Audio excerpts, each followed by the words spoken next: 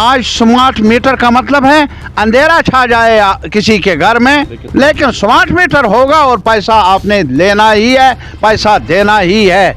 ये जुल्म है सरीहद। ये अपने आप को पता नहीं क्या तीसमार खान समझते हैं बीजेपी के लोग जो डंडोरा पीट रहे हैं। मैं उनको मशवरा दे दूंगा कि वो नया कश्मीर का आईन किताब पढ़ लें।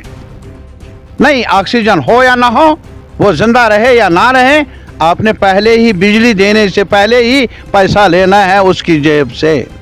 हाहाकार मचाए। बहुत कुछ था हमारा रहा कहाँ?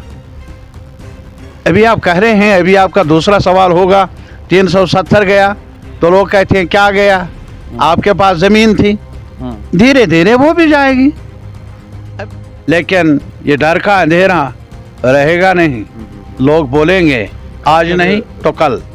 क्या अगर अमन कायम है तो डिस्टर्ब्ड एरियाज एक्ट क्यों?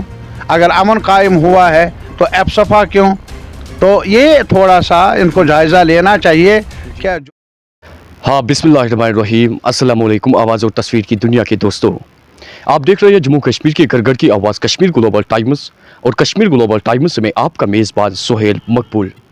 आज जो इस प्रोग्राम में मेरे साथ मेहमानी गुफ्तगू मौजूद है वो किसी तारुफ के मोहताज नहीं है। बिल्कुल नाज़रीन किराम, इस वक्त मेरे साथ बातचीत करने के लिए मौजूद है जिसको वादी कश्मीर का हर कोई फ़र्द अफराद जानता ही होगा अपनी उस बयानबाजी से। जी हाँ नाज़रीन किराम, इस वक्त मेरे साथ बातचीत करने के लिए मौजूद है CPIM के सीनियर लीडर और PAGD के स्पोक्स पर्सन जनाब मोहम्मद यूसुफ तारिक आमिर साहब। इनसे आज मज़ीद जो है आज तो इनका हालचाल भी पूछेंगे और साथ ही साथ सियासत पे भी बात करने की कोशिश करेंगे। तो सर, सबसे पहले आपका बहुत बहुत शुक्रिया Kashmir global time. Thank you sir, थोड़ा बहुत तबीयत के बारे में बताइए, तबीयत कैसी है, हाल चाल? बस फिलहाल तो ठीक ही है, मेरे ख्याल में लग भी रहा है जी। आपकी दुआ होनी चाहिए, सेहतमंद ही है। सर, जो पहला सवाल हमारा रहेगा वो यही है कि जिस तरीके से यहाँ बड़े बड़े दावे किए जा रहे हैं कि नया जम्मू कश्मीर बन गया है, चारों तरफ जो है अच्छा माहौल है, साजगार माहौल है, तो क्या तबसरा इस बारे में करना चाहोगे? देखिए, जहाँ तक दावों का ताल्लुक़ है, ज़मीनी सतह पर हमारे लोग जम्मू के, कश्मीर के, लद्दाख के बखूबी जानते हैं क्या हुआ क्या नहीं हुआ, और मेरी नज़र में उनको दोबारा मेरी तरफ से वजाहत की ज़रूरत है नहीं। अलबत्ता उन लोगों को जो शायद जिनको वाकफ़ियत नहीं है ग्राउंड सिचुएशन की, जिन्हें यहाँ रोज़मर्रा ज़िंदगी का सामना करना नहीं पड़ रहा है, उनसे मुखातिब होकर मैं यही कहूँगा कि इस सरकार के पास दावों के सिवा वो भी झूठे और कुछ रखा ही क्या है। इनके पास लेने के लिए है, हर हुनर को आजमाया जा रहा है ताकि जनता को, आवाम को न सिर्फ जम्मू कश्मीर में बल्कि पूरे मुल्क में उन्हें डिसएम्पावर किया जाए, बेअख्तियार बनाया जाए, उनसे हुकूक छीने जाए, और साथ ही साथ जो दावे हैं उनके रहन सहन को बेहतर बनाने के।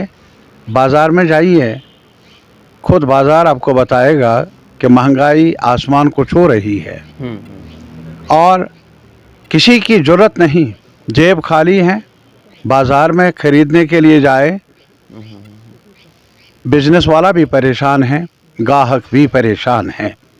और फिर ये भी दावा है पूरे आज 9 साल हो गए हैं बीजेपी सरकार को, होने जा रहे हैं जी। उनसे हम पूछ लेंगे कि 9 साल में आपने इतने बड़े मुल्क के आवाम को, और जो आपको बड़ा मैंडेट मिला था 2 बार, 2014 में और फिर 2019 में, आप अपनी करनी का एक शीट सामने रख लीजिए, आवाम के सामने पेश कर लीजिए। दावा किया जा रहा है कि GDP बड़ा है। कितना बड़ा है? आंकड़े बता रहे हैं क्या आज भी हमारे मुल्क में कितने करोड़ों लोग गुर्बत की ज़िंदगी बसर कर रहे हैं, मिलियंस ऑफ पीपल। और ये हमारे आदाद शुमार नहीं है, इनके सरकारी महकमों के अपने इंफॉर्मेशन है, आदाद शुमार है, और आदाद शुमार यही बता रहे हैं कि आज भी 230 मिलियन लोग गरीबी की रेखा के नज़दीक हैं। जी। ये है तस्वीर आज नए हिंदुस्तान की। और साथ ही साथ जहाँ तक जीडीपी का ताल्लुक है, अगर आप जीडीपी देख लेंगे, अभी जीडीपी की शरह 5.7 है।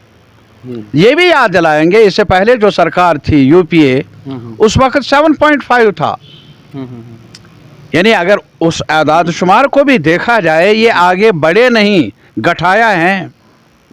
और फिर इतना ही नहीं, जीडीपी के शरह में आम लोगों का लेना देना क्या। आज भी हम देख लेंगे कि जो कंजप्शन, जो खरीदारी करने की ताकत, जो अपनी भूख को मिटाने के लिए खुराक खरीदने की ताकत, कपड़ा खरीदने की ताकत, दवाई खरीदने की ताकत, वो कहाँ पहुँच गई है। क्या अभी हमारे मुल्क में हालत ये है कि पर्सनल कंजप्शन जो है वो 1286 रुपये पर मंथ है अर्बन एरियाज में, और जबकि 1099 रुपये, 1000 रुपये गाँवों में एक महीने का खर्चा है। इससे ज़्यादा खर्च करने की ताकत नहीं है। तो सर ये किसकी ये तस्वीर है, मैं कहता हूँ ये तस्वीर है 9 साल का।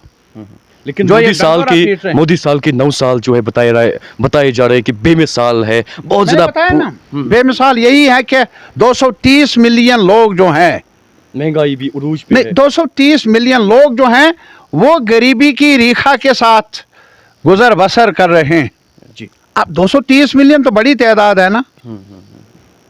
इसका जवाब मिलना चाहिए ना उन लोगों को। आप 2 वक्त की रोटी नहीं तो आप कहेंगे कि ये बेमिसाल हैं गुर्बत में, बेमिसाल भूख में, बेमिसाल लाचारी में, बदहाली में। कमाल है। और इसी तरह जैसा कि मैंने एक बताया कि अर्बन एरियाज़ में एक कुंबे के पास, एक शख्स के पास, हर कुंबे में जो कंजप्शन का 1000 रुपये से ज़्यादा नहीं है आम सतह पर, और गाँवों में उससे कम है कुछ रुपया। खासकर अब मुझे बताइए, आज के महंगाई के वक्त में आप बाज़ार जाइए और चावल का रेट देख लीजिए, सब्जी का रेट देख लीजिए, आप दवाई का रेट आप देख लीजिए, और फिर माशाअल्लाह स्मार्ट मीटर की वजह से बिजली का हाल देख लीजिए। ये सारी बातें जो हैं आपको बताएंगे कि तस्वीर वो नहीं है जो पेश की जा रही है सरकारी ज़ोमा की तरफ से, टेलीविज़न पर सरकार की तरफ से जो ऐलानात हैं, हालात ग्राउंड पर उसके बरक्स है। बदहाली फैली हुई है। खासकर सर अगर मौजूदा सूरत हाल की जम्मू कश्मीर की बात करें तो जम्मू कश्मीर में जिस तरीके से स्मार्ट मीटर्स नस्ब किए जा रहे हैं, हम कह सकते हैं कि कई लोगों ने जो है प्रोटेस्ट किए, सड़कों पे निकले। इस पे आपका क्या स्टैंड रहेगा? नहीं, स्टैंड तो है, हमने पहले ही वो वाजे किया है। ये सिर्फ अभी हमने दिल्ली में एक बिजली महकमे के साथ ताल्लुक़ रखने वाले मुख्तलिफ अंजुमनों की तरफ से, जिसमें इंजीनियरिंग विंग भी शामिल है, जिसमें आम मुलाजिम भी शामिल हैं, बहुत सारे संगठन है पूरे मुल्क में, उनका एक बड़ा कन्वेंशन मुकर्रर हुआ था दिल्ली में, जहां जम्मू से भी यहाँ की जो नॉन गेजेटेड एसोसिएशन है बिजली मुलाजमीन की, उनके नुमाइंदे भी वहाँ मौजूद थे। वहाँ एक रेजोल्यूशन पास हुआ। रेजोल्यूशन क्या पास हुआ? पानी हमारा, बिजली हमारी पूरे मुल्क में, लेकिन उसको प्राइवेटाइज किया जा रहा है। पहले बिजली जनरेशन, डिस्ट्रीब्यूशन पब्लिक सेक्टर में आती थी, ये सारे मामलात पब्लिक सेक्टर में थे। लेकिन अब इस सरकार ने, मौजूदा सरकार ने, बीजेपी सरकार ने इसको हस्ब दस्तूर प्राइवेट बड़े मगरमच्छों के हाथ बेच डालने का सिलसिला शुरू किया है।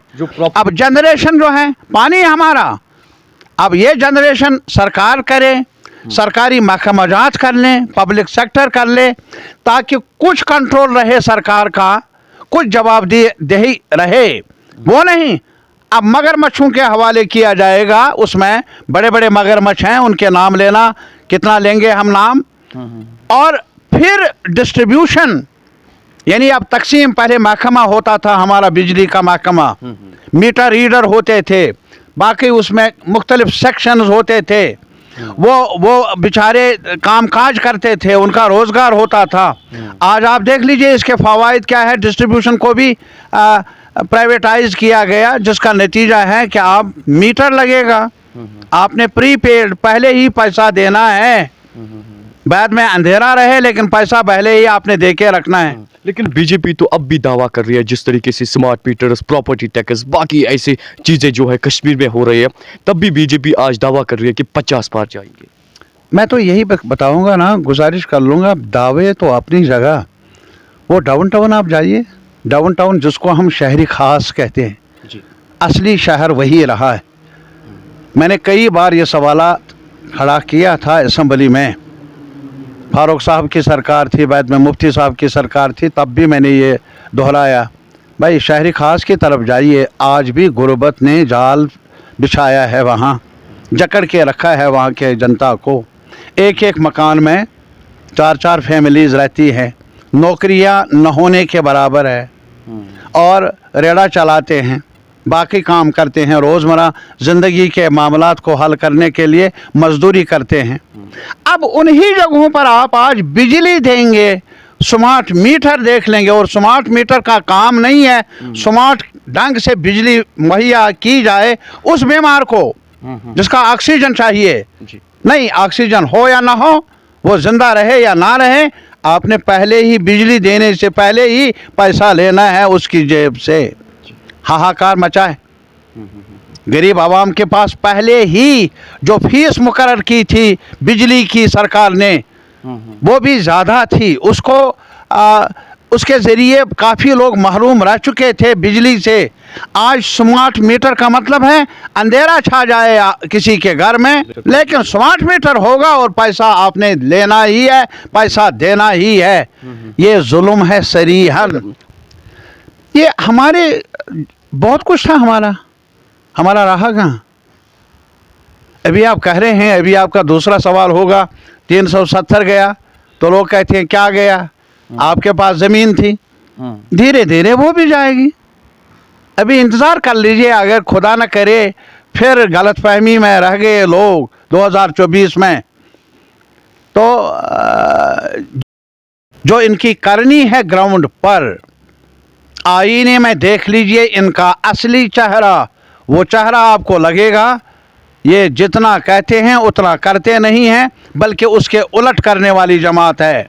ये बहरूपिये हैं, उससे कम नहीं। लेकिन सर बीजेपी के नेता जो है, खासकर बाकी जो यहाँ पे पार्टियाँ थी जिनकी यहाँ पे सरकार बनी थी, चाहे एनसी, पीडीपी या व्हाटएवर जिसकी भी यहाँ पे सरकार थी कांग्रेस की, तो उनको तनकीद का निशाना क्यों बनाया जाता है? बताया जा रहा है कि उन लोगों ने ही जम्मू कश्मीर के लोगों के साथ इस्तेहसाल किया। नहीं, मैं एक चीज़ बताऊंगा, मैं वकील नहीं हूं किसी और जमात का, मैं तो सिर्फ यही कहूंगा कि आज ये जमात क्या कर रही है। इन्होंने कहा था सबका साथ सबका विकास, आज इस सबके विकास में जम्मू कहाँ खड़ा है, रो रहे। इस सबके विकास में लेह कारगिल कहाँ है, दिल्ली पहुंच गए हैं एहतजाज करते करते। कश्मीर का लोगों का जीना हराम कर दिया है, हर कम्युनिटी का, शहर में रहने वालों का, गाँव में रहने वालों का। रोज़गार का चर्चा था, कितना मिला जम्मू को, कितना मिला कश्मीर को, लेह को, आंकड़े देख लीजिए। और कितनी डेवलपमेंट हुई, जो भी डेवलपमेंट हुई थी, नेशनल हाईवे यूपीए सरकार की अयानत से शुरू हुआ था वो प्रोजेक्ट, रेलवे प्रोजेक्ट्स, एम्स के हॉस्पिटल पहले ही शुरू हो चुके थे। मुझे बताइए इस सरकार ने नया किया क्या? हाँ, नया किया है कि खौफ और डर पैदा किया है। आज हमारा अखबार वाला आज बात करे तो डर लगता है, आज तालिब इल्म बात कर ले डर लगता है, उस्ताद बात कर ले, मुलाजिम बात कर ले डर लगता है।